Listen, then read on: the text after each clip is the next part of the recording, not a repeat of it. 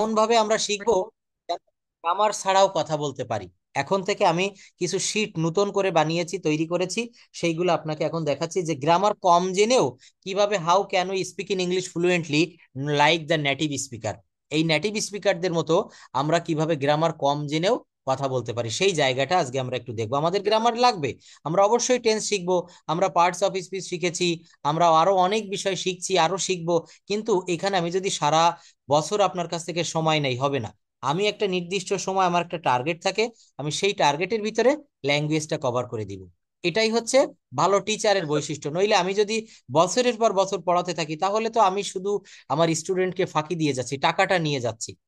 তো এই যে দেখেন, এত একগাদা টাকা দিয়ে পড়তেছেন, এখানে উপকারটা আমি সঙ্গে সঙ্গে দেখাতে চাই। দেখেন সেই জায়গাটা হচ্ছে এই যে স্পোকেন রুল বলা হয়। আমরা যদি 2 থেকে 3 শত স্পোকেন রুল জানি, তো আপনি মানে স্পন্টিনিয়াসলি লাইক দ্য ফরেনার্স, তারা যেভাবে কথা বলে, you will be able to speak in English like the foreigners. সেই বিষয়টা দেখি। Subject plus verb, subject plus ভার্বের প্রেজেন্ট ফর্ম, যেমন দেখেন, এটা কি দেখা যাচ্ছে? স্ক্রিন দেখতে পাচ্ছেন ক্লিয়ার ভাবে? স্যার আরেকটু বড় করা যাবে? হ্যাঁ, আর একটু বড় করছি। প্লিজ। হ্যাঁ, ইয়েস। এই যে আর একটু বড় করলাম, দেখেন এবার মনে হয় দেখা যায়।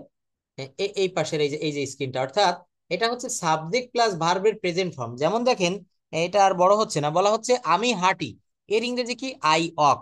যদি বলা হয় আমি খাই, আই ইট। আমি যাই, আই গো। আমি খেলি, আই প্লে। আমি পড়ি, আই রিড। কিভাবে বাক্য গঠন করা হয় দেখেন।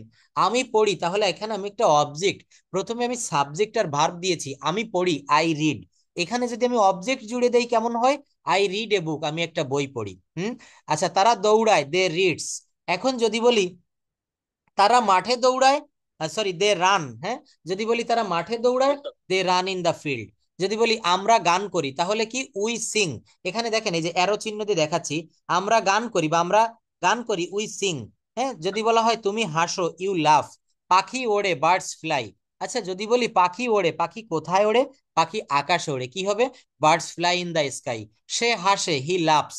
যদি বলা হয় বাচ্চারা খেলে, চিলড্রেন প্লে। যদি বলা হয় বাচ্চারা মাঠে খেলে, children play in the field. Children play in the field, বাচ্চারা মাঠে খেলে। তো আমি পড়ি, দেখেন এই যে বাক্যটা অ্যারো চিহ্ন, আমি পড়ি, আই রিড। এখানে যদি বলেন আমি উপন্যাস পড়ি, আই রিড আ নোভেল। আমি বই পড়ি, আই রিড এ বুক। তাহলে কি হলো? আমি পড়ি, আই রিড। আচ্ছা, আমি বই পড়ি, আই রিড এ বুক। আমি উপন্যাস পড়ি, আই রিড এ উপন্যাস। হ্যাঁ, আই রিড এ নোভেল। যেখানে যেটা ইংরেজি না জানা থাকবে, সেটা কিন্তু আপনারা এখানে কি করবেন? এটার বাংলাটা ওখানে বসিয়ে দিতে হবে। অর্থাৎ আমাদেরকে কোনো সময় থামলে হবে না। এই যে আপনি কথা বলছেন, আমি ওই জায়গাটাতে আবার আসবো, আমি আজকে টপিক সিলেক্ট করে দিব। যেমন বাংলাদেশে এখন প্রচুর গরম পড়ছে, এক্সেসিভ হিট অফ দ্য সান।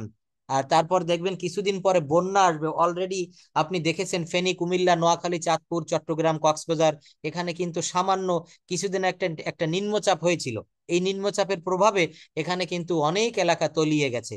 তো আমরা এটা নিয়েও কথা বলতে পারি আজকে, রিসেন্ট ফ্লাড অফ বাংলাদেশ। আমরা কি বলতে পারি? Recent flood of Bangladesh. Hmm. তো ওকে স্যার। আচ্ছা, তো আমরা এটা নিয়ে কথা বলবো। দেখেন, আমি শুধু শিখিয়ে যাব। অর্থাৎ আমি আগে একটা ক্লাসে বলেছিলাম, প্রত্যেকটা ব্যাচে বলি, ভাষা, যে কোনো ভাষা শিখতে গেলে not only English but also any language, ভাষা শিখতে গেলে আপনাকে কি করতে হবে? প্রথম কথা, মুখ খুলতে হবে। দেখবেন আপনি বাঙালি ছেলে, আমি বাঙালি ছেলে, আমরা বাঙালি মানুষ। যখন আপনি ভাষা শিখেছেন, কথা বলা শিখেছেন, আপনার মায়ের মুখে, আপনার বাবার মুখের থেকে প্রথমে শুনে শুনে শিখেছেন। ছোটবেলায় কেউ বাংলা গ্রামার আমরা শিখিনি যে এটাকে কাল বলে, টেন্সের বাংলা কাল। কাল 3 প্রকার: বর্তমান কাল, অতীত কাল, ভবিষ্যৎ কাল। এভাবে কিন্তু আমরা শিখিনি। মা বলতো এটা হাত বলে, এটা মাথা বলে, এটা চোখ বলে, এটা নখ বলে, এটা ত্বক বলে, তাই না? আমরা এভাবে শুনে শুনে শিখেছি। তো আমরা শুনবো এবং বলবো। গ্রামার না জেনেও কিন্তু দেখবেন বাংলাদেশের ক্রিকেট প্লেয়াররা, অনেক প্লেয়ার আছে পৃথিবীর অনেক দেশের, লেখাপড়া কম জানে, বেশি সার্টিফিকেট নাই, কিন্তু তারা স্পন্টেনিয়াসলি, নির্ভুল ভাবে ইংরেজি বলে। কিভাবে? ওরা যখন বিদেশে খেলতে যায়, তখন ওই প্লেয়ারদের কাছ থেকে শুনে শুনে শেখে। তো এই সব প্লেয়াররা যারা ইংরেজি বলে, এদেরকে যদি আরেকটু গ্রামারের জ্ঞানটা পড়ানো হয়, তো এরা কিন্তু একেবারে ফ্লুয়েন্টলি একজন ভালো স্পিকার হতে পারে। ওরা বলে কিভাবে? এই যে যারা ক্রিকেট প্লেয়ার, এরা অনেক সময় ভুলও বলে, কিন্তু এরা ওই ওদের কাছ থেকে, বিদেশি প্লেয়ারদের সঙ্গে যখন একই হোটেলে থাকতে হয়, ঘুমাতে হয়, ওদের কাছে কথা বলতে বলতে শুনে শুনে শিখে যায়। কিন্তু এদের কিন্তু গ্রামার জ্ঞান ওইভাবে নাই।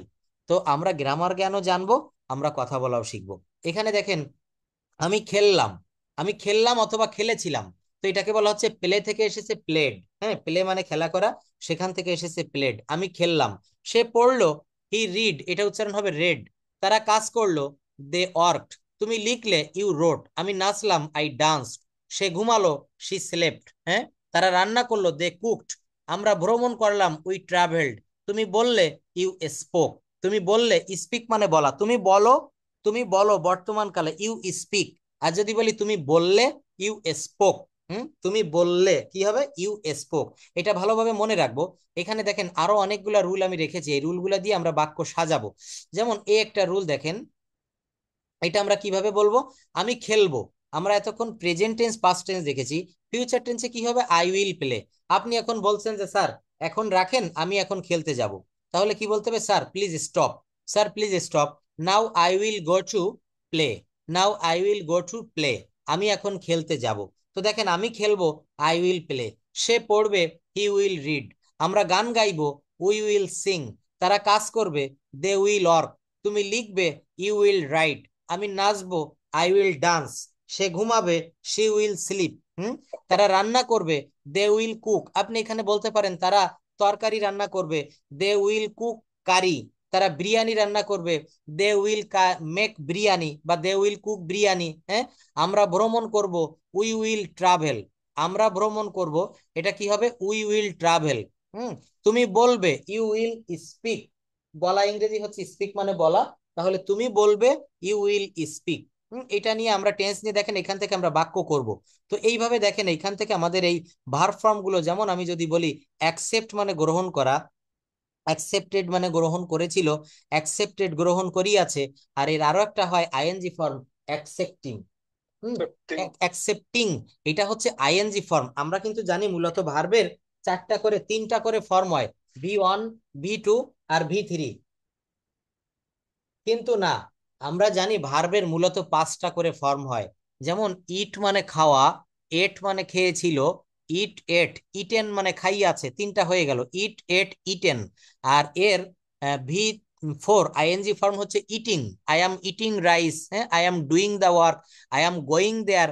ভার্বের পর আইএনজি, আইএনজি দিলে এইটা কি হয়, এইটা মানে ভার্বের চতুর্থ ফর্ম হয়। আরেকটা রয়েছে, সেটা হচ্ছে পঞ্চম ফর্ম, যেটা থার্ড পারসন ফর্ম বলে। সে ভাত খায়, করিম ভাত খায়, করিম খেলা করে, রহিম স্কুলে যায়, Rahim goes to school, Karim eats rice. হ্যাঁ, রুনা গান গায়, রুনা সিংস আ সং। এই যে ভার্বের পরে এস যোগ করেছি, এইটাই হচ্ছে ভার্বের পঞ্চম ফর্ম, ফিফথ ফর্ম। তো আমরা এইগুলা কিন্তু একটু মুখস্থ করব। দেখেন কিছু কিছু সিস্টেম আছে, এই সিস্টেমগুলো অবলম্বন করলে অতি দ্রুত কথা বলা যায়। একটা জিনিস কি জানেন, আমাদের দেশের আপনারা তো বাইরে থেকে পড়ছেন, ফরেন কান্ট্রি থেকে, আমাদের দেশে যারা রয়েছে এই স্টুডেন্ট গুলা, এদেরকে ইংরেজি শিখাতে পারতেছি না। কারণ কি, এক নাম্বার হচ্ছে তারা কথা বললে শোনে না, বোঝে না, সময় দেয় না। আর আরেকটা ব্যাপার হচ্ছে কি, এরা ছোটবেলা থেকে ইংরেজি শিখেছে কিন্তু ভুল পদ্ধতিতে, প্রচন্ড ভুল পদ্ধতিতে ইংরেজি। বেশি কিছু লাগে না, আপনি দেখেন এই জায়গাটা আমি যদি আরেকটু দেখাই আপনাকে ব্যাকে, যে এই যে শীটটা কত সহজ দেখেন। আমি হাঁটি, আচ্ছা আই ওয়াক। এখানে আপনাকে দুটো জিনিস প্রয়োজন হচ্ছে, একটা হচ্ছে সাবজেক্ট বা কর্তা, আরেকটা হচ্ছে ভার্ব বা ক্রিয়া। এই যে দেখেন পাখিরা উড়ে, বার্ডস ফ্লাই। সে সে হাসে, হি লাভস। বাচ্চারা খেলে, চিলড্রেন প্লে। তারা গায়, দে সিং। আমি পড়ি, আই রিড। আমি কি করি, পড়ি, আই রিড। হ্যাঁ, তারা গায়, তারা গান গায়, দে সিং। আচ্ছা এইখানে যদি এই কথাগুলা এইভাবে বলি, আমি পড়ি, কি পড়ি, আমি বই পড়ি, আই রিড। এরপর একটা অবজেক্ট দিয়ে দিলাম, আই রিড এ বুক। বাচ্চারা খেলে, চিলড্রেন প্লে। বাচ্চারা কোথায় খেলে, মাঠে খেলে, তাহলে মাঠে যোগ করে দেন, children play in the field. Children play in the field. আচ্ছা তাহলে দেখেন বাক্য গঠন করা খুবই সহজ। আমার কি কি উপাদান লাগলো, আমার লাগলো সাবজেক্ট অর্থাৎ কর্তা, আর লাগলো ক্রিয়া। তাহলে আপনি যদি 50টা সাবজেক্ট মুখস্থ করেন, আর যদি 50টা ভার্ব মুখস্থ করেন, আপনি 50টা বাক্য করতে পারবেন। কিন্তু 50টের বেশি পারবেন কিভাবে দেখেন, আমি একটা ভার্ব দিয়ে 30টা বাক্য করা যায় এমন একটা ক্লাস, একটা শীট আপনাকে দেখিয়েছিলাম। যেমন এখানে হয়তো থাকতে পারে, সেইটা কেমন ছিল, এই যে দেখেন, এক মিনিট একটু দেখাই। এখানে বলা হচ্ছে 30 প্লাস সেন্টেন্স, এটা হচ্ছে 30টা সেন্টেন্স উইথ ওয়ান ভার্ব। একটা ভার্ব নিয়েছিলাম গো, এই গো মানে হচ্ছে যাওয়া, আমি একটি মাত্র ভার্ব বেছে নিলাম। তো এই ভার্ব দিয়ে প্রথমে আমি বললাম আই গো, এখানে আমি আরো যুক্ত করে দিয়েছি অবজেক্ট, আমি স্কুলে যাই, আই গো টু স্কুল। আমি স্কুলে যাই না, I don't go to school. আমি কি স্কুলে যাই, do I go to school. আমি কি স্কুলে যাই না, don't I go to school. তো এইবার আমি আমার জায়গায় চলে যাই, দেখেন আমি হাঁটি, এইটাকে নেগেটিভ করা যায়, আমি হাঁটি না, আমি কি হাঁটি, I don't want. Yes I don't walk. আমি কি হাঁটি, তখন ডুটা আগে আসবে, do Do I I walk, want? Do I walk, আমি কি হাঁটি। আপনাকে আমি প্রশ্ন করলাম যে আপনি কি হাঁটেন, আপনি কি বাসায় ইংরেজি চর্চা করেন, আপনি কি আহ, পুষ্টিকর খাবার খান, আপনি কি মোবাইলে বাড়িতে পিতামাতার সঙ্গে কথা বলেন। তাহলে এখানে আমাকে অক্সিলারি ভার্ব হিসাবে ডু বা ডাজ আনতে হবে। তো দুইটা তো বসবে না, একটা বসবে, কিভাবে বসবে, সাবজেক্ট অনুসারে, ফার্স্ট পার্সন এবং সেকেন্ড পার্সনে ডু বসবে, আর পৃথিবীর বাদবাকি সব জায়গায় ডাজ বসবে। অর্থাৎ এই বিষয়টা আমাদের ভালোভাবে যদি একটু লক্ষ্য করি যে কিভাবে নেগেটিভ করতে হয়, কিভাবে ইন্টারোগেটিভ করতে হয়, কিভাবে নেগেটিভ ইন্টারোগেটিভ করতে হয়, এইটা যদি আমরা একটু ফলো করি, তাহলে কিন্তু আমরা সহজে ইংরেজি ভাষাটা না শেখাটা খুবই সহজ। দেখেন এই যে জায়গাটা আমি দেখাচ্ছি যে কয়েকটা সাবজেক্ট জানবো, কয়েকটা ভার্ব জানবো, জাস্ট এতটুকু জানলেই আপনি বাক্য করতে পারবেন। এখানে লিখেছি যে আমি পড়ি, এই যে দেখেন আমি পড়ি, হ্যাঁ। তো এই বাক্যটাকে আমি যখন বললাম এই যে আমি পড়ি, তো এখানে আমি কি পড়ি, সাবজেক্ট আর ভার্ব আছে, আই রিড। এখানে যদি আপনি আরো একটু যোগ করে দেন যে আমি বই পড়ি, আই রিড এ বুক, আমি বই পড়ি, তাহলে এখানে অবজেক্ট হয়ে গেল। বাক্যটা ছিল আই রিড, আপনি করেছেন আই রিড এ বুক। এইটা আপনি আরো বলতে পারেন আমি বই পড়ি, আমি বই পড়ি কোথায়, আমার রুমে, রিডিং রুমে। তাহলে I read a book in my reading room, I read a book in my reading room. আচ্ছা Yes, আমি আমার ছোট ভাইয়ের সঙ্গে আমার রিডিং রুমে পড়ি, তাহলে আই রিড এ বুক বা I read books in my reading room with my junior বা উইথ মাই ইল্ডার ব্রাদার। দেখছেন বাক্য কিভাবে বড় হচ্ছে। এইবার বলা যায় আমি আমার পড়ার কক্ষে আমার ছোট ভাইয়ের সঙ্গে বই পড়ি সন্ধ্যাবেলায় বা রাতের বেলায় বা সকাল বেলায়। তাহলে কি হবে, I read a book in my reading room with my elder brother in the morning. সকালবেলায় প্রতিদিন আমি আমার, বা এভরিডে দেওয়া যায়। তাহলে দেখেন বাক্যটা কিভাবে বড় করা যায়, আমাদের এইটা শিখতে হবে, অর্থাৎ বড় করা শিখতে হবে। বাক্য বড় করা যখন শিখবেন, তখন আপনি কথা বলবেন ঘন্টার পর ঘন্টা, দিনের পর দিন, কিন্তু কথা ফুরাবে না। আমাদেরকে বাক্য বড় করা শিখতে হবে। এর জন্য আজকে আর পারবো না, কালকে নিব কানেক্টরস, কিভাবে বাক্য কানেকশন করে করে, দেখবেন এই যে বিদ্যুতের লাইন যখন টানা হয়, তার যখন কম পড়ে যায় তারে জোড়া লাগানো হয়, হ্যাঁ দড়িতে গিট দিয়ে দেখবেন জোড়া লাগানো হয়। তো এখানেও কিন্তু আমাদেরকে বাক্য জোড়া লাগানো শিখতে হবে, বাক্য বড় করা শিখতে হবে। যেমন আমি পড়ি, এতটুকু যদি রেখে দেয় তাহলে তো আমার হবে না, আমাকে বাক্য এক্সপ্যান্ড করতে হবে। দেখবেন আমাদের 9-10-এর বইতে আমাদের ইয়ে ছিল, ওইটাকে বলা হয় হচ্ছে অ্যাম্পলিফিকেশন, ভাব সম্প্রসারণ। শুধু একটা লাইন লেখা থাকতো শিক্ষা জাতির মেরুদণ্ড, তারপর লেখা থাকতো যে অর্থই অনর্থের মূল, হ্যাঁ এইগুলো দেখবেন 9-10 ইন্টারমিডিয়েটের আমাদের ক্লাস পাঠ্য ছিল। তো preparation. ইচ্ছা থাকলে উপায় হয়, হ্যাঁ where there is a will there is a way. তো এই একটা লাইনকে, একটা বাক্যকে আমরা অনেক বড় করতে পারি, অনেক বর্ধিত করতে পারি। ওখানে লিখতাম ভূমিকা, তারপরে লিখতাম মূল ভাব, তারপরে শেষে লিখতাম উপসংহার বা মন্তব্য। তো এর বিপরীতে একটা জিনিস ছিল, ওইটাকে বলা হয়তো সার অংশ বা সারমর্ম। হুম, দেখবেন অনেক কিছু Yes, sir. লেখা থাকতো, অনেক কয়েকটা লাইন দেওয়া থাকতো, ওইটাকে ছোট করে লিখতে হতো, ওইটাকে আমরা ছোট করতাম। তো আমাদের সেই রকম করতে হবে, এই বাক্যগুলোকে বড় করা শিখতে হবে, ছোট করা শিখতে হবে। দেখেন এইখানে আমি আরো অনেক বড় বড়, এই শীটটা আমি আপনাকে আজকে দিব, অনেক কাজে দিবে, হ্যাঁ এইগুলো দিয়ে অনেক, এই দেখেন একটু বাক্যটা বড় করে ফেললাম, কেমন বাক্যটা বড় হয়। যেমন এখানে লিখেছি আমি বই পড়লাম বা আমি বই পড়েছিলাম, কি হবে, I red A book, read মানে পড়া, উচ্চারণটা হবে রেড। সে পানি খেলো, হি ড্রিঙ্ক ওয়াটার, ড্রিঙ্ক মানে পান করা, এর ভি2 হচ্ছে ড্রিঙ্ক, হ্যাঁ। এই জন্য বলি দেখেন, এটা আমি আজকেও আপনাকে একটু শেয়ার করব, এই ভার্ব ফর্মের শীটটা, এটা ভালো করে মুখস্থ করবেন। যত বেশি ভার্ব ফর্ম, আমি কেবল একটা বিষয় দেখিয়েছি, খুব ম্যাজিক রুলস, সাবজেক্ট জানতে হবে, ভার্ব জানতে হবে, ব্যাস ক্লিয়ার হয়ে গেল। যেমন এখানে পিক মানে চয়ন করা, অর্থাৎ তোলা, ফুল তোলা, গাছের থেকে ফল তোলা। তো এই যে ফুল তোলা, যদি বলা হয় আমি সকালে গাছ থেকে ফুল তুলি, I pick flowers from the tree in the morning. আর যদি বলা হয় আমি গাছের থেকে ফুল তুলেছিলাম, তখন কি হবে? I picked flowers from the garden. এখানে পিকড হবে। এখন পিক মানে চয়ন করা বা তোলা। এটা যদি আপনি না জানেন, পিকড, PICKED, এইটা যদি আপনি V2 না জানা থাকে, তাহলে ওই বাক্যটা তৈরি করা যাবে না। কোন বাক্যটা? আমি গাছের থেকে ফুল তুলেছিলাম। ফুল তুলি। হ্যাঁ, ফুল তুলি হলে পিক, আর যখন তুলেছিলাম তখন হবে পিকড। আর যখন তুলি আছি, যখন V3 হবে, তখন কিন্তু আবার বানান একই, পিকড, কিন্তু এই তৃতীয় যে সারি, এই তৃতীয় যে লাইনটা রয়েছে, এই তৃতীয় লাইনের প্রত্যেকটার বাংলা কি জানেন? এই পিকড মানে তুলি আছি। যেমন আমি যদি ইট দিয়ে বলি, ইট মানে খাওয়া, এট মানে খেয়েছিলাম, ইট মানে খাওয়া, এট মানে খেয়েছিলাম, আর ইটেন মানে খাইয়ে আছি, ইটেন মানে খাইয়ে আছি বা খেয়েছি, তখন কি হবে? I have eaten. I have eaten rice, আমি ভাত খেয়েছি। আমি আমি ফুটবল খেলেছি, I have played ফুটবল। আমি স্কুলে গিয়েছি, I have gone to school. অর্থাৎ এই যে V3, এর অংশ হচ্ছে করেছি, খেয়েছি, গিয়েছি, ধরেছি, অর্থাৎ কাজটা করা হয়েছে। আর এই V3 ব্যবহার করা যায় কয়েকটা জায়গায়, যেমন present perfect tense, past perfect tense, future perfect tense, এবং ভয়েস চেঞ্জ করতে গেলে প্যাসিভ ভয়েসে কিন্তু এটা ব্যবহার করা লাগে। কোন জায়গায় ব্যবহার করা লাগে? প্যাসিভ ভয়েসে এটা ব্যবহার করা লাগে, মনে রাখবেন। আচ্ছা জি স্যার। দেখেন, প্ল্যান মানে পরিকল্পনা করা, প্ল্যান্ড। আচ্ছা আমি আমার জায়গায় চলে যাই, কাম টু দা পয়েন্ট। তো এই যে দেখেন বাক্য ছোট এইটুক ছিল, আমি পড়ি, আই রিড। এখানে আমি যুক্ত করেছি আমি বই পড়লাম, পাস্ট টেন্স, আই রেড এ বুক। সে পানি খেলো, হি ড্রেঙ্ক ওয়াটার। তারা সিনেমা দেখলো, দে ওয়াচড আ মুভি। তুমি ছবি আঁকলে, you drew a picture. Draw মানে আঁকা, সেখান থেকে ড্রিউ। যাই হোক, তো এটা আপনি নিজে নিজে পারবেন, এই শীটটা দিব, এখান থেকে প্র্যাকটিস করবেন। এখানে আরো অনেক বাক্য দিয়েছি, যেমন দেখেন এখানে আমি কিছু অ্যাজেক্টিভ দিয়েছি। হ্যাঁ, এই একটি শীটের ভিতরে অনেক কিছু আছে, দেখেন অ্যাজেক্টিভ বাংলা অর্থ সহ, যে অ্যাজেক্টিভ গুলা আমাদের প্রতিনিয়ত লাগে। যেমন অ্যাক্টিভ মানে হচ্ছে সক্রিয়, অ্যাংরি মানে রাগান্বিত, বিউটিফুল মানে সুন্দর।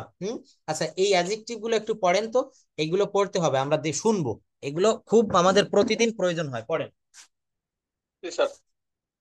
অ্যাক্টিভ সক্রিয়, অ্যাংরি রাগান্বিত, বিউটিফুল সুন্দর, ব্রেভ সাহসী, ব্রাইট উজ্জ্বল, কাম শান্ত, কেয়ারফুল যত্নবান, ক্লেভার চতুর, কনফিডেন্ট আত্মবিশ্বাস, হুম ক্রিয়েটিভ সৃজনশীল, হুম কিউরিয়াস কৌতূহলী, হুম ডেঞ্জারাস বিপজ্জনক, হুম ডিফারেন্ট ভিন্ন, হুম ডিফিকাল্ট কঠিন, হুম ডার্টি নোংরা, হুম ফেমাস বিখ্যাত, হুম ফাস্ট দ্রুত, ফ্রেন্ডলি বন্ধুসুলভ, হুম ফানি মজার, হুম জেনারাস উদার, হুম জেন্টেল হুম জেন্টেল কোমল, গুড ভালো, হুম হ্যাপি সুখী, হুম হার্ড ওয়ার্কিং পরিশ্রমী, অনেস্ট সৎ, হোপফুল আশাবাদী, হাংরি ক্ষুধার্ত, ইম্পর্টেন্ট গুরুত্বপূর্ণ, কাইন্ড দয়ালু, লেজি অলস, নার্ভাস। বাংলা কি লিখেছেন এখানে স্যার? হুম নার্ভাস হচ্ছে স্নায়ুবিক চাপ, দুর্বল। নাইস মানে সুন্দর। আচ্ছা। নার্ভাস, নাইস সুন্দর, পেশেন্ট ধৈর্যশীল, হুম পিচফুল শান্তিপূর্ণ, হুম পোলাইট ভদ্র, হুম প্রাউড গর্বিত, হুম কুইক ত্বরিত, হুম কুইট নীরব, হুম স্যাড দুঃখিত, হুম সেলফিশ স্বার্থপর, হুম সিরিয়াস গুরুতর, হুম স্মার্ট বুদ্ধিমান, স্ট্রং শক্তিশালী, হুম। সুইট মিষ্টি, টল লম্বা। দেখেন এইবার এইগুলো শিখে আমরা যদি ফেলে রাখি, আমাদের বিন্দু মাত্র কোনো কাজে আসবে না। কি করতে হবে? এইগুলো দিয়ে বাক্য রচনা করতে হবে। Make sentence with this words. Make sentence, you have to make sentence with this words. যেমন দেখেন অ্যাক্টিভ মানে সক্রিয়, বলতে হবে আমি একজন সক্রিয় লোক, I am an active person. এ দেওয়া যাবে না, অ্যান দিতে হবে, কারণ অ্যাক্টিভের আগে একটা ভাওয়েল সাউন্ড রয়েছে। I am an active person, mister Karim is an active person. এরপর দেখেন অ্যাংরি মানে রাগান্বিত, তাহলে কি হবে? বলতে হবে সে একজন রাগান্বিত ব্যক্তি, বা ডোন্ট বি অ্যাংরি। একটা ইম্পারেটিভ সেন্টেন্স বললেন যে রাগান্বিত হইও না। বিউটিফুল মানে সুন্দর, কি বলা যায়? This is a beautiful girl, this is a beautiful scenery. Brave মানে সাহসী, কি বলা যায়? হি ইজ ভেরি ব্রেভ, সে খুব সাহসী। ব্রাইট মানে উজ্জ্বল, কি বলা যায়? এই জামাটি, এই পোশাকটি খুব উজ্জ্বল। কাম মানে শান্ত, আজকের আবহাওয়া, আজকের আকাশ খুব শান্ত, আজকের সমুদ্র খুব শান্ত। CALM, কাম মানে শান্ত। এইভাবে এইভাবে দেখেন আপনাকে একটা হোমওয়ার্ক দেয়, আপনি অনেক ব্যস্ত আমি জানি, তারপরও এইখান থেকে প্রত্যেকটা বাক্য দিয়ে, সরি, প্রত্যেকটা ওয়ার্ড দিয়ে আপনি বাক্য রচনা করবেন। কিভাবে করবেন? আপনার লেখার প্রয়োজন নাই, লিখতে গেলে অনেক সময় লাগবে। এখানে মিনিমাম 50টা ওয়ার্ড আছে, এটা দিয়ে লিখতে গেলে 50 মিনিট সময় লাগবে। নো, এই 50 মিনিটের কাজ আপনি মাত্র 5 মিনিটে করতে পারবেন। কিভাবে? এইখান থেকে প্রত্যেকটা বাক্য আপনি আপনার ফোনে হোয়াটসঅ্যাপের ভিতরে প্রবেশ করবেন, দেখবেন হোয়াটসঅ্যাপের ওইখানে একটা রেকর্ড অপশন রয়েছে, মানে একটা মাইক্রোফোন আঁকানো আছে, ওইখানে আপনি চেপে ধরবেন। চেপে ধরে এই শীটটা তার আগে থেকে আপনি সামনে আনবেন, এনে ওই হোয়াটসঅ্যাপের ওই রেকর্ড বাটনে চেপে প্রত্যেকটা বাক্য দিয়ে দ্রুত এই প্রত্যেকটা ওয়ার্ড দিয়ে এক একটা বাক্য করবেন। এবার মনে করেন 5 মিনিটে হয়ে গেল, ওইটা আমাকে প্রেস করবেন, আমাকে পাঠাই দিবেন। এবার আমি ওটা শুনবো। Okay sir. হ্যাঁ, যদি আই কখনো কোনো ট্রাই। ভুল থাকে, কারণ দেখেন এইভাবে ছাড়া ইংরেজি শেখা যাবে না। আর আপনাকে আরো একটা হোমওয়ার্ক দিব, সেটা আমি শেষে বলে দিব। অর্থাৎ এই প্রেজেন্টেশন দিতে হবে বিভিন্ন বিষয়ের উপরে। যেমন বাংলাদেশে এখন বন্যার সিজন এসে যাচ্ছে, বন্যার সময়, বন্যার মৌসুম, এটা নিয়ে কথা বলা যায়। রিসেন্ট ফ্লাড অফ বাংলাদেশ, এই বন্যার কারণে প্রতি বছর বাংলাদেশের লক্ষ লক্ষ, বলবো না, কোটি কোটি মানুষ ক্ষতিগ্রস্ত হয়। যেমন পেপার পত্রিকায় আপনি দেখেছিলেন, গেলবার গত বছর ফেনীতে বন্যা হয়েছিল। ফেনী বাংলাদেশের একটা জেলা, চট্টগ্রামের পাশে। ফেনী, নোয়াখালী, কুমিল্লা। তো এই ফেনীতে বন্যায় এত ক্ষতি হয়েছিল, যার ক্ষতি এখনো বাংলাদেশের, মানে ওই এলাকার মানুষ বয়ে নিয়ে বেড়াচ্ছে। অনেকে মনে করেন ব্যাংক থেকে লোন নিয়ে, সমিতি থেকে টাকা ধার করে, কোনো আত্মীয়ের কাছ থেকে টাকা এনে সে, মানে তার যে পন্ড, পুকুর বা ঘের বলে, মাছের ঘের, সেখানে সে মাছ দিয়েছিল। তো অনেক সময় দেখা গেল মাছ মানে কেবল অর্ধেক বড় হয়েছে, তখন কিন্তু ওই বন্যা এসে গেল, ফসলি জমি নষ্ট হয়ে গেল, অনেক কৃষক ফসল ঘরে আনতে পারেনি। এমন পরিমাণে পানি বেড়েছিল, ঘরের একতলা বিল্ডিং এর ছাদ পর্যন্ত জল উঠে গিয়েছিল। তো এইটা নিয়ে আমরা কথা বলতে পারি, বন্যা কেন হয়, বন্যার উপকারিতা কি, বন্যার অপকারিতা কি। বন্যার উপকারিতা খুবই কম, নেই বললে চলে। তো এইভাবে কিন্তু আমাদেরকে, আপনি বাংলা বলবেন, সঙ্গে ইংলিশ বলবেন, না পারলে আমি বাংলার সঙ্গে ইংলিশ বলে দিব। Recent flood of okay Bangladesh, sir. বর্তমানে বাংলাদেশে প্রচুর দ্রব্যমূল্যের দাম বেড়ে গেছে, প্রাইস হাইক। অর্থাৎ গত 5 বছরে 9% মূল্যস্ফীতি হয়েছে। আজকে প্রথম আলো পত্রিকার দেখলাম শিরোনাম। অর্থাৎ গত 5 বছরে, 5 বছর আগে যে জিনিসটার দাম ছিল 5 টাকা, সেটা 9 টাকা বেড়ে গিয়ে এখন 14 টাকা হয়েছে। তো এই প্রাইস হাইক নিয়ে Then আমরা, I have I have heard Yunus Sarkar, Yunus government they decrease in price yes, of food. Absolutely right, they are trying, তারা চেষ্টা করছে decreasing the every products, the price of every products in our country, but they are not doing well. And absolutely you have right, they have already decreased so many products such as potato in this time last year। অর্থাৎ এই সময়ে, গত বছরে, potato অজ sales 60 টাকা পার KG. গত বছর এই সময় শেখ হাসিনার আমলে, মানে 5ই আগস্টের আগে, গোল আলু বিক্রি হতো 60 টাকা কেজি দরে। 80, 60, হ্যাঁ। এখন 80, maybe 80, এখন সেই 70, গোল আলু 80. আমার বাসার পাশে প্রতিদিন ভ্যানে করে বিক্রি করতে নিয়ে আসে, ওই মাইকে করে বিক্রি করে আলু 6 কেজি 100 টাকা। 6 কেজি 100 টাকা, হ্যাঁ, মানে ওদের হাক ডাকে আর ঘুমানো যায় না এত পরিমাণে। তো 6 কেজি দিচ্ছে 100 টাকায়। আর গত বছর গেলবার, লাস্ট ইয়ারে, এরকম সময় আলু 1 কেজি বিক্রি হতো 60 টাকা, মানে 2 কেজি 120 টাকা। ইউনূস সরকার নিঃসন্দেহে ভালো করতেছে, এই দ্রব্যমূল্য নিয়ন্ত্রণে রাখছে। চাউলের দামটাও খুব রিজনেবল প্রাইস, এখন যারা গরিব দুঃখী মানুষ, এরা ভালোভাবে দুমুঠো খেতে পারছে। আলু আর চাউল, এটা যদি দাম কম থাকে, মানুষ খেয়ে পরে বাঁচতে পারে। আলু, চাউল, পেঁয়াজ, রসুন। হুম। In Hong Kong, hmm. I buy two potato, sometimes three potato, hmm. $10, sometimes $8, $6, two $6, three $8, and 4 $10. $10 Bangla 150. It's very That মানে means high price. 3 or 4 yeah, pieces. 4 potato, Hmm, 4 potato 442. 150. Okay, Four so potatoes 150 and 4 tomatoes sometimes 150, 100 like this.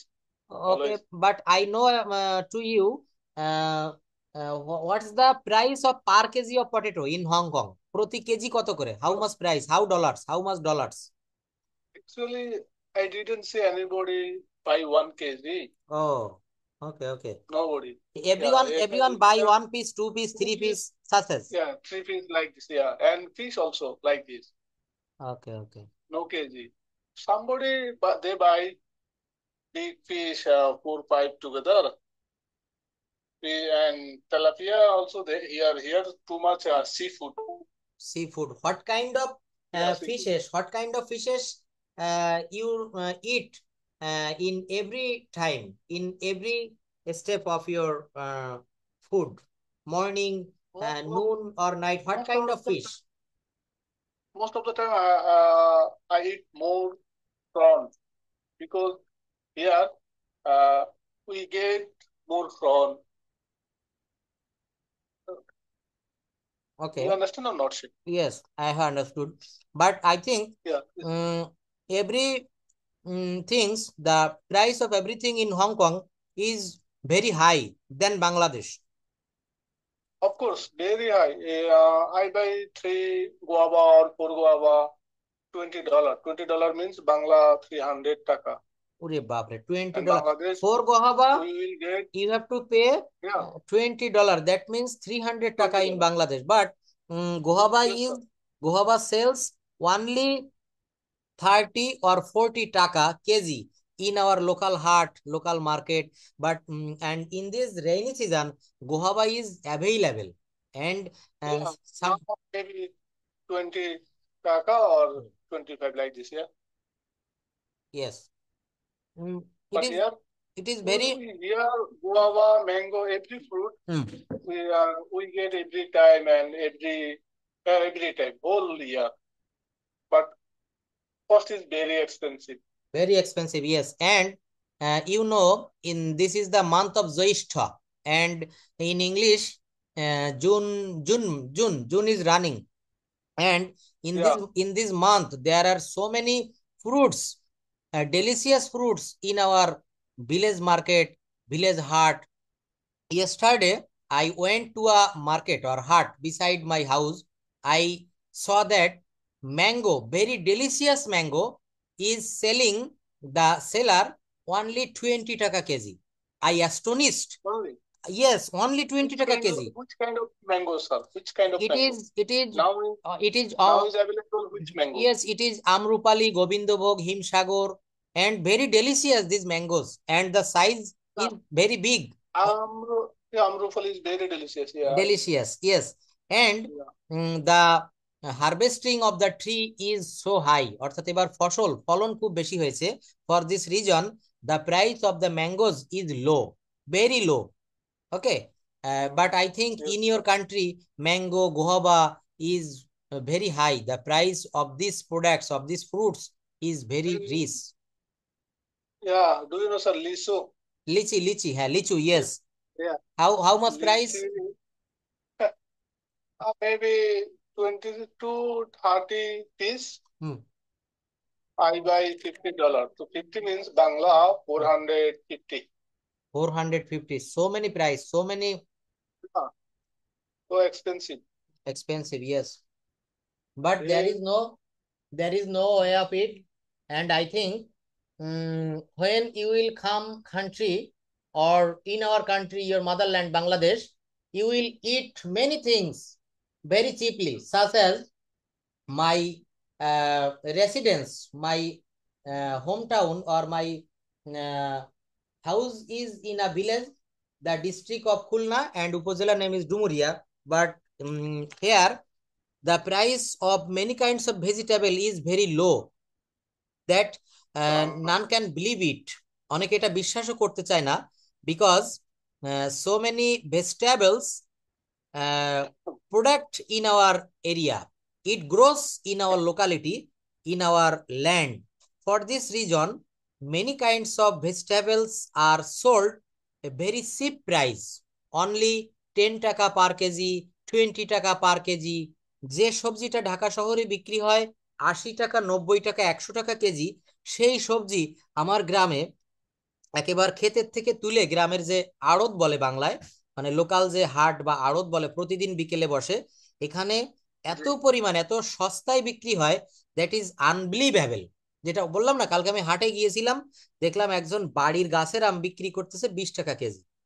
তো আমি অবাক হয়ে গেলাম, I was astonished, and I bought 2 kilograms mangoes and we ate with some of my friends, and the mangoes were so delicious, that is unbelievable, Wow. and I cannot express it in my words, মানে ভাষা দিয়ে বোঝাতে পারবো না যে কি মিষ্টি। তো এটা কিন্তু গ্রামে বা বাংলাদেশে সম্ভব। এই ম্যাঙ্গো গুলা, এই আমগুলা যখন প্রসেসিং হয়, যখন আমেরিকার Here market. we hmm. get mango, but not like Bangladesh. Yes, not like Bangladesh. মানে এখানে বলা হয়ে থাকে কি, বাংলাদেশে বসবাসের জন্য প্রচুর পরিমাণে কিন্তু ইয়ে পাওয়া যায়, মানে এখানে সবজি বলেন, মাছ বলেন, বা অন্য অন্য যে আইটেম গুলা বলেন, এইগুলো আপনি পাবেন। কিন্তু যখন বাইরের কান্ট্রিতে, এই যে আপনি হংকং রয়েছেন, একটু আগে একজনকে পড়িয়ে উঠলাম, উনি আমেরিকা থেকে ক্লাস করেছে, তো বললো যে স্যার, হ্যাঁ আমেরিকা থেকে, তো বললো যে উনি ওইখানে ওনার মেয়ের সঙ্গে থাকে, এক মহিলা কিন্ডার গার্ডেন একটা স্কুলে পড়ায়। তা বললো স্যার, এখানে আমরা যারা বাঙালিরা বাংলাদেশ থেকে আসি, আমরা মনে করি আসলে অনেক টাকা ইনকাম করা যায়। ইনকাম করা যায় ঠিক আছে, কিন্তু ওখানে খুব চেপে চলতে হয়, খুব কৃপণতার সাথে চলে টাকা বাংলাদেশে পাঠাতে হয়। আত্মীয় স্বজন বা যারা রিলেটিভ রয়েছে, নিজের রক্তের রয়েছে, এরা ধনী হতে পারে, কারণ ওখানের 1 টাকা দিলে বর্তমান বাংলাদেশে 125 টাকা। হুম। উনি আজকে আমাকে বিল পেমেন্ট করলো, কত $50 না কত দিয়েছে, আমার এখানে 5,000 টাকা হয়ে গেছে। তো আসলে মানে এটা হচ্ছে ওদের দেশে, মনে করেন বললো যে স্যার, আমরা যখন চুল ছাটাই আমেরিকায়, একজন পুরুষ মানুষ সেলুনে গিয়ে চুল ছাটাতে গেলে বাংলাদেশি টাকায় প্রায় 1,500 2,000 টাকা লাগে। হুম। এই যে, Same also. Same Hong Kong, yes. Say hmm. 80 to $100. Sometimes 80, sometimes 100. Yes, same. 100 means 1,000, around 1,500 to 600. Yes. So, যাই হোক, come to the point. I will discuss you in front of you about after some times. Now, we will discuss about some important rules. আমরা spoken rule 4 দেখব। এটা খুবই একটা সহজ, আমরা সবাই জানি, subject plus am is are plus adjective. Subject plus am is are plus adjective. যেমন আমি খুশি, আই অ্যাম হ্যাপি। সে ক্লান্ত, হি ইজ টায়ার্ড। তারা উত্তেজিত, দে আর এক্সাইটেড। আমি দুঃখিত, আম সরি। তুমি দুঃখিত, ইউ আর সরি। দেখেন, এই বাক্যগুলো আপনাকে মুখস্থ করতে হবে না। কিভাবে পড়বেন? প্রথমে স্ট্রাকচারটা পড়বেন, subject plus am is are plus adjective. এই যে হ্যাপি হচ্ছে অ্যাডজেক্টিভ, টায়ার্ড অ্যাডজেক্টিভ, মানে সাবজেক্টের পরে অ্যামিজার, আই এর পরে অ্যাম বসেছে প্রথম বাক্যে। আমি খুশি, আই অ্যাম খুশি, ইংরেজি কি? হ্যাপি। আর এই খুশিটা হচ্ছে অ্যাডজেক্টিভ। তাহলে এখানে যতগুলা বাক্য আছে, প্রত্যেকটা বাক্য গঠন করেছি কিভাবে? সাবজেক্টের পরে অ্যামিজার, তারপর adjective. I am happy, he is tired, they are excited. এই বাক্যগুলো দ্রুততার সঙ্গে পড়বেন, দেখবেন আপনার ভিতরে একটা ফ্লুয়েন্সি চলে আসছে। আচ্ছা, এমন করে আমি আপনাকে আরো কিছু একটু রুল দেখাবো, সেই রুলগুলা খুব ইম্পর্ট্যান্ট। দেখেন, আমরা শুধু যদি বছরের পর বছর, মাসের পর মাস টেন্স শিখতে থাকি, ওই টেন্স নিয়ে সময় কাটানো যাবে না। আমরা এখানে কি করব? আমরা এখানে টেন্সের পাশাপাশি প্রতিদিন এই রুলগুলো একটু দেখব, কারণ এই রুলগুলো না জানলে আমরা কথা বলতে পারবো না। সেই রুলগুলা কেমন দেখেন,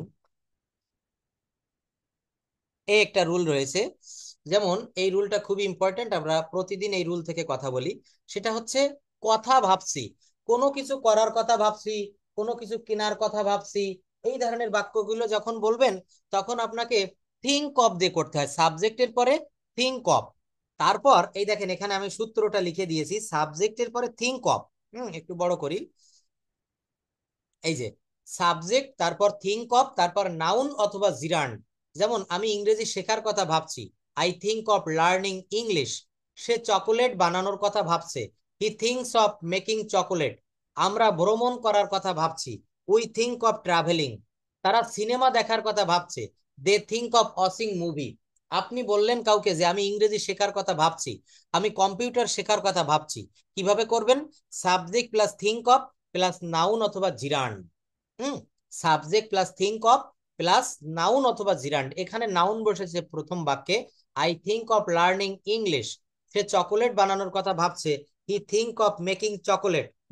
আমরা ভ্রমণের কথা ভাবছি, উই থিঙ্ক অফ ট্রাভেলিং। তারা সিনেমা দেখার কথা ভাবছে, they think of watching movie. আমি গান শোনার কথা ভাবছি, I think of listening to music. সে তার প্রিয় বন্ধুদের সাথে দেখা করার কথা ভাবছে, she thinks of meeting with her best friends.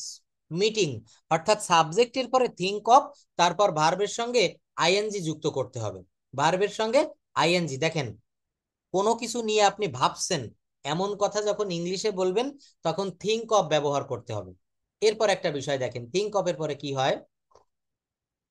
গাছটি দেখতে কেমন, what does the tree look like. তোমার নতুন বইটি দেখতে কেমন, what does your new book look like.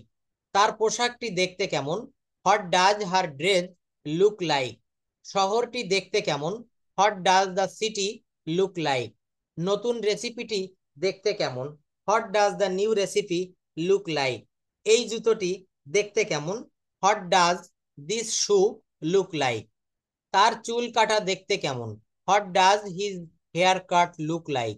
এই চিত্রকর্মটি দেখতে কেমন, what does this painting look like. এটা হচ্ছে লুক লাইক এর ব্যবহার। কিসের ব্যবহার বলেন, লুক লাইক। তো এই ধরনের কথা যখন আপনি বলবেন তখন what does plus noun plus look like. গাছটি দেখতে কেমন, what does the tree look like. তোমার নতুন বইটি দেখতে কেমন, what does your new book look like. তার পোশাকটি দেখতে কেমন, what does her dress look like. এটা লুক লাইক দিয়ে বাক্যগুলো করবেন। এরপর কোনো বিষয় যদি সময় লাগে, ইংরেজি শিখতে সময় সাপেক্ষ, ভালো অভ্যাস গড়ে তোলার সময় সাপেক্ষ, কোনো দক্ষতা আয়ত্ত করার সময় সাপেক্ষ, হ্যাঁ, এই বাক্যগুলো ইট টেক্স টাইম। প্রথমে ব্যবহার করবেন এইটুক, ইট টেক্স টাইম মানে এটা সময় নেয়। তারপরে বেস ফর্ম অফ ভার্ব, যেমন ইংরেজি শেখা সময় সাপেক্ষ, ইট takes time two learn English. ভালো অভ্যাস গড়ে তোলা সময় সাপেক্ষ বা ভালো অভ্যাস গড়ে তুলতে সময় লাগে, ইট takes time to build good habits. কোনো দক্ষতা আয়ত্ত করার সময় সাপেক্ষ, ইট টেক্স টাইম টু মাস্টার অথবা ম্যানেজ আ স্কিল। নতুন ভাষা শিখতে সময় লাগে, ইট takes time to learn new language. সম্পর্ক গড়ে তুলতে সময় লাগে, ইট takes time to build relationships. একটি ব্যবসা প্রতিষ্ঠান করতে সময় লাগে, ইট takes time to establish a business. অর্থাৎ এখানে প্রত্যেকটায় প্রথমে ইট টেক্স টাইম টু ব্যবহার করবেন, তারপর বেস ফর্ম অফ ভার্ব, তারপর কি দিতে হবে, বেস ফর্ম অফ ভার্ব। ইংরেজি শেখার সময় সাপেক্ষ, ইট takes time two learn English. ভালো অভ্যাস গড়ে তোলার সময় লাগে বা সময় সাপেক্ষ, প্রত্যেকটাই ইট টেক্স টাইম টু, তারপর বিল্ড মানে বেস ফর্ম অফ ভার্ব। এখানে এই যে বাক্যগুলো আমি দিয়েছি সামনে বা এই শিটে, এর বাইরেও আপনি নতুন বাক্য তৈরি করবেন। কিভাবে, যেমন বলবেন যে ভালো কাজ করার সময় সাপেক্ষ, একটা 10 তলা বাড়ি তৈরি করার সময় সাপেক্ষ, সেখানে পৌঁছানো সময় সাপেক্ষ। সময় সাপেক্ষ মানে কি, সময় লাগে। এই ধরনের বাক্যগুলো it takes time to plus base form of verb, you can use this rule. দেখেন 3টা রুল দেখিয়েছি, আরো প্রায় কয়েকটা রুল দেখেন। এই রুল দিয়ে বাক্য করবেন, আমি ক্লাস শেষে এগুলো পাঠাই দিব। পাঠাই দিলে এখান থেকে আমরা এগুলো তৈরি করব। কিভাবে তৈরি করা যায়, আমি ইংরেজি শিখতে যাচ্ছি, আমি চকোলেট বানাতে যাচ্ছি, আমি বিরিয়ানি বানাতে যাচ্ছি, আমি ভ্রমণ করতে যাচ্ছি, তারা সিনেমা দেখতে যাচ্ছে। এই শব্দগুলা কিন্তু আমরা এইভাবে তৈরি করব। আমি ইংরেজি শিখতে যাচ্ছি, I am going to learn English. সে চকোলেট বানাতে যাচ্ছে, he is going to make chocolate. আমরা ভ্রমণ করতে যাচ্ছি, we are going to travel. তারা সিনেমা দেখতে যাচ্ছে, they are going to watch movie. আমি গান শুনতে যাচ্ছি, I am going to listen music. অর্থাৎ প্রত্যেকটাই গোয়িং টু ব্যবহার করবেন। আমি ইংরেজি শিখতে যাচ্ছি, I am going to learn English.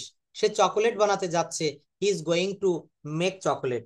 কি হবে, হি is going to make chocolate, অর্থাৎ সে চকোলেট বানাতে যাচ্ছে।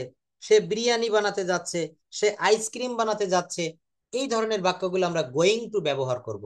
আম going to learn English, I'm going to make chocolate. অর্থাৎ বাক্যটা কিছুটা প্রেজেন্ট কন্টিনিউয়াস টেন্সের মতো, প্রেজেন্ট কন্টিনিউয়াস টেন্সের মতো।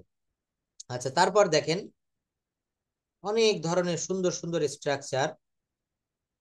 এই দেখেন, বলছে আমি যদি ইংরেজি শিখি তাহলে কি হবে, সে যদি চকোলেট বানায় তাহলে কি হবে, আমরা যদি ভ্রমণে যাই তাহলে কি হবে, তারা যদি সিনেমা দেখে তাহলে কি হবে।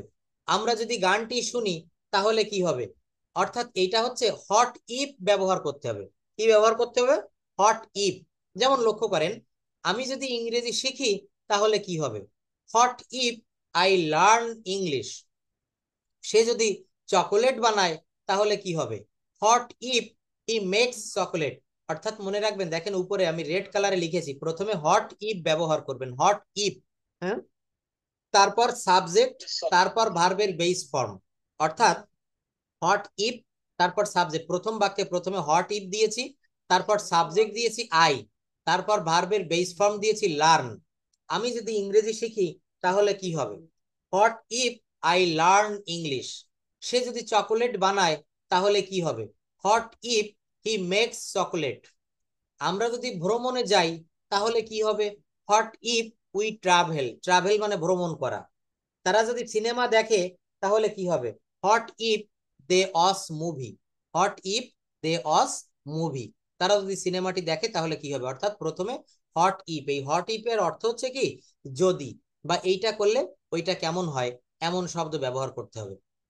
এরপর দেখেন, আমি ইংরেজি শেখার সিদ্ধান্ত নিয়েছি, আমি সেখানে যাওয়ার সিদ্ধান্ত নিয়েছি, আমি কাজটি করার সিদ্ধান্ত নিয়েছি, আমি তাদের বাড়িতে ভ্রমণ করতে যাওয়ার সিদ্ধান্ত নিয়েছি, আমি বা তারা কুয়াকাটায় যাওয়ার সিদ্ধান্ত নিয়েছে, আমি লন্ডনে যাওয়ার সিদ্ধান্ত নিয়েছি। এই বাক্যগুলো আই ডিসাইডেড টু, প্রত্যেকটা জায়গায় এতটুক আগে ব্যবহার, এতটুক লিখে নিতে হবে, আই ডিসাইডেড টু।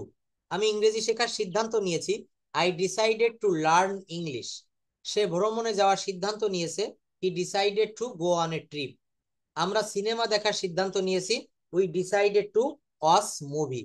আমি কাজে যাওয়ার সিদ্ধান্ত নিয়েছি, I decided to go to work.